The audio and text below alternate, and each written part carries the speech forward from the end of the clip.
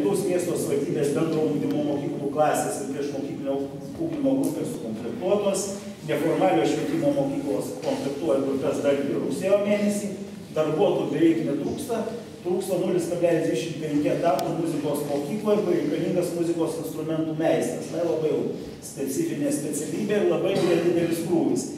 O šiaip iki šios dienos, iki šiandien prieš eidamas pasidomėjau, yra prašymai 49 mokytojų ieškančių darbo, mokytojų kitų pedagogų darbuotojų, 5 aptarnaujančio personalo darbuotojų, kurie mūsų sistemoje norėtų darbo. Bet galiu pasakyti, kad tikrai vakar man ministerijoje pasiūlė keletą įdomių dalykų. Yra Rimdžiūnų tokia mokykla Baltarusijoje, Vytautas Vėgėra labai gerai žino. Tai mes ten galime net įsiųsti iš Alytaus 3 žmonės. Aš tikiuosi, kad tos 3 žmonės rasim. Metam laiko sudaro terminuotą darbo sutartį, reiškia matematika, fizika, direktoriaus pavaduotoja ugdymui. Žiūriu, Gintauto draugelis, kai supras, apie ką aš vakar kalbėjau. Menų, bet menų plačiaja prasme. Kad šoktų dainuotų, kas? Fizika, pasakiau, fizika, matematika, ten tas vienas žmogus ir paims tą fiziką ir matematiką. Tai jeigu kas susidomėjote, po to renginio prieikite prie mane, žinau, kad vieną Adolfo Ramanausko Vanago gimnazijos mokytojas susidomėjo ir net ant laiko nuvažiuotų, jeigu Virginijus Kroblas pažadėtų jai išlaikyti darbo vietą metus laiko. Tai pažiūrėsime, jeigu tą mokytą nepersigalvojo, gal mes ir išspręsime. Tai dabar apie pinigus. Įstaigos į savo sąmatų pasirengti išleido 214 403 litus. Į savo sąmatų. Specialių programų lėšų išleido 147 tūkstančius litų. Ir rėmėjų lėšų, paklausykit, rėmėjų, tai reiškia 105 192 litus. Pat 100 tūkstančių mūsų įstaigos iš rėmėjų susirinko. Tai pinigai 100 tūkstančių ir ne pinigai. Pinigai. Dabar iš mokinio krepšelio vadovėlių nusipirko apvalinsiu už 366 tūkstančius litų. Mokymo priemonių iš mokinio krepšelio nusipirko už 233 tūkstančius litų. Tai taip, kad va tokie pinigai. Jeigu juos palyginsim su praeitais mokslo metais, na tarkim, bet kurį skaičiuką. Tai pernai mokymo priemonių nusipirko 230, šiemet 260. Tu truputėlį mažiau, bet vis tiek, judame į priekį. Na ir žinoma, apie švietimo įstaigų pastatų modernizavimą, tai tikrai turiu būtinai pasakyti. Ir labai greitai, be komentarų, Šaltinėlis 2 tankų rekonstrukcija, beveik 50 tūkstančių litų. Girinukas, kuris pamiškėje yra prie Lubų gatvėje esančių kapinių, netoli. Girinukas, vidaus patalpų rekonstrukcija 189,7 tūkstančio litų. Dzūkijos pagrindinė mokykla, pagrindinis pastatas, matot, rekonstruojamas 640 tūkstančių. Dzūkijos pagrindinė mokykla, kuri ruošiasi savo pradinukus perkelti, kad būtų pasiruošusi iš tų pradinių klasių pastato, 120 tūkstančių litų. Dainavos pagrindinė mokykla, sporto aikštynas, kur stadionas jau įrengtas yra Dainavos pagrindinė mokykla. Tai jau ten beveik viskas padaryta. Savivaldybės taryba gegužės mėnesį skyrė 100 tūkstančių litų Alytaus futbolo klubui, kur tas klubas susidarė sąlygas tinkamai treniruotis. Ir mes dabar dar už 199 tūkstančius litų mokyklai pavesta tos reikalus tvarkyti iki spalio 8 dienos rekonstruojant patalpas. Firma rekonstruoja patalpas, pritaikant ties mokyklos sporto aikštinę, futbolo stadionę, sportuojančių mokinių persirinkimo kambarių, dušų ir tualetų, mokytojų, trenerių, medikų, teisėjų ir inventoriaus saugyklos patalpoms. Tai va tokie dalykai. Panemunės pagrindinė mokykla jau baigiamas rekonstruoti pastatas 1 111 000 litų. Jau ten vidinis kiemelis tik liks. Likiškėlių pagrindinė mokykla keitė langus firmą, nesilaikė nei žodžių, nei terminų, nei nieko, nutraukėm sutartį. Dabar vyksta naujos procedūros, rugsėjo pabaigoje turim pasirašyti sutartį ir tada jau ten tie darbai bus užbaigti.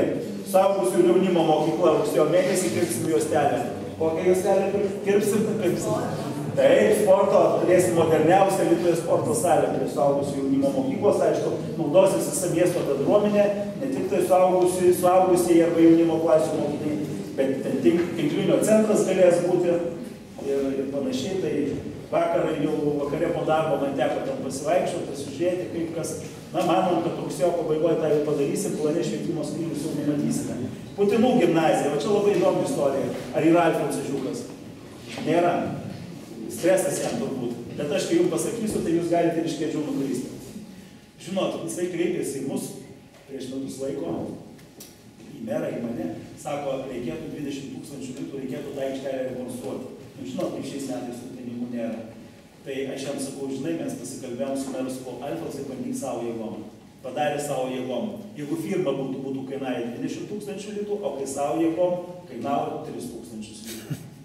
20 000 litų. Nu tai aišku, kad jie gal kokius pagrindus tik gilesnius būtų padėję, kad tankai galėtų važinėti ir atlaikytų atominę ataką, nu juokauju. Nu, jie būtų, aišku, kokybiškiau gal padarė, bet jie paėmė savo jėgom, tie 3 000 tai buvo medžiagos, o medžiagas, pagrindinės medžiagas savivaldybė darė nemokamai. Nu, plyteles iš kitur mieste, kur išardom, kur keičiant trinkelėm, darė tas plyteles, susidėjom, nu, aš kaip nespecialistas, aš užėjau specialiai pasižiūrėti, nu, man tai viskas normaliai, nu, tai šaunuoliai, kur 20 ir panašiai. Tai yra iš Putino gimnazijos kas nors.